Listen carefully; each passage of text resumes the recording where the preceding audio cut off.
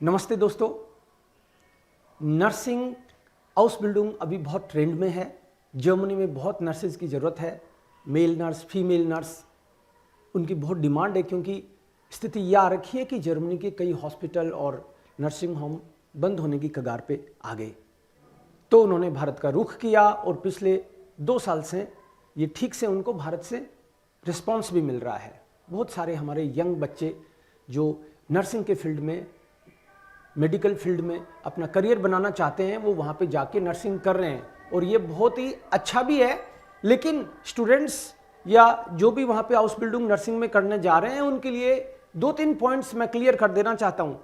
जब आप नर्सिंग की बात करते हो तो आपको केवल अपने यहाँ का स्टाफ नर्स दिखता है या दिखती हैं।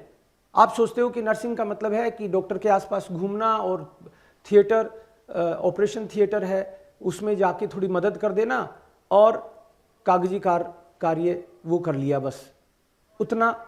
इससे ज़्यादा आप समझते भी होंगे, लेकिन मैं थोड़ा और इसको एक्सप्लेन इसलिए करना चाहता हूँ कि कुछ स्टूडेंट्स ने मेरे को पूछा कि रे वहाँ का काम तो नर्सिंग का थोड़ा गंदा सा काम है क्या सर? हमने सुना है कि पेशेंट की साफ़ सफाई भी करनी पड़ रही है, राइट? तो साफ़ सफाई, जो शरीर की सफाई उसमें इंक्लूडेड है। मित्रों, अगर कोई भी बंदा पेशेंट की केयर कर रहा है, पेशेंट उठ नहीं सकता तो आप ही उठाएंगे उसको, अगर आप वहाँ पे काम कर रहे हैं तो। अगर मान लो आप ओल्ड एज होम में काम कर रहे हैं तो आदमी अपने दांत खुद ही साफ करना चाहता है, लेकिन सपोज वो एकदम ही असक्त हो गया तो आपको करना पड़ सकता है। पड़ क्या सकता है, करना पड़ेगा आपको, ये मान के चलना है। शरीर की सफाई, मान लो नाखून काटना है या और जो भी, फ्लेगन का मतलब केयर है, लेकिन आप इसको हाइजीन से अलग नहीं कर सकते। पेशेंट स्वस्थ कैसे रहेगा? तो ये उसमें इंक्लूडेड है, तो उसके शरीर की सफाई इसमें इंक्लूडेड है।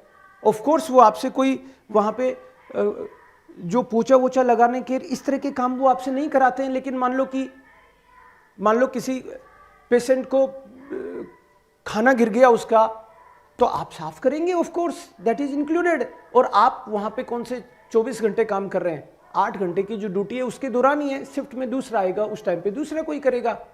तो आपको एकदम क्लियर कर लेना चाहिए कि आप अगर इन चीज़ों से बच रहे हो या आपको लगता है कि नहीं ये मैं नहीं कर सकता, तो ये फील्ड आपके लिए नहीं है।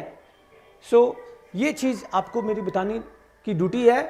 आप उसको दिल से अगर अपनाते हो तभी आप वास्तव में इस फील्ड के लिए फिट हो। और हमने रजिस्ट्रेशन वगैरह शुरू कर दिए हैं, आप कॉन्टेक्ट कर सकते हो तुरंत। हम लोग जैसे इसमें रजिस्ट्रेशन भी करेंगे, तो अब सितंबर के लिए रजिस्ट्रेशन शुरू किए हैं हमने, और सितंबर के लिए जो रजिस्ट्रेशन शुरू हमने अभी जनवरी में किए हैं, तो आप ये मान के मत चलना कि ये कोई मार्च अप्रैल मई तक होते रहेंगे। नो, उन्होंने हमको जो बताया कि जनवरी में ही रजिस्ट्रेशन हो जाए वो बेस्ट है। जिसके भी पास B1 का सर्टिफिकेट है वो तुरंत कांटेक्ट कर ले, जो नीचे नंबर दिया हुआ है, हमसे कंफर्म भी कर ले, राइट? रजिस्ट्रेशन जनवरी में मान लो हो गए और उसके बाद में उनके पास सीट बचेंगी तो फरवरी में भी वो रजिस्ट्रेशन अलाउ कर सकते हैं, और सीट बचे तो क्या पता मार्च में भी अलाउ करें। लेकिन आप ये मान के मत चलना कि वो मार्च में मैं आऊँगा तो सितंबर तो दूर पड़ा है अभी, ऐसा नहीं है। जो पहले आओ पहले पाओ वाला सिद्धांत रहता है उनका, क्योंकि उनकी सीट कल को खाली रह जाए तो उनको लगता है कि ये तो ठीक नहीं है, और डिमांड इतनी है कि उनको जल्दी से जल्दी नर्स चाहिए होते हैं। तो इसके लिए आप रजिस्ट्रेशन कर सकते हैं। इसके रिगार्डिंग और भी कोई आपको क्लैरिटी चाहिए, जैसे मैंने नर्सिंग का बताया, ऐसे बाकी फील्ड्स में भी आपको काम और डिटेल में मैं बताने की कोशिश करूंगा। Thank you so much, keep watching.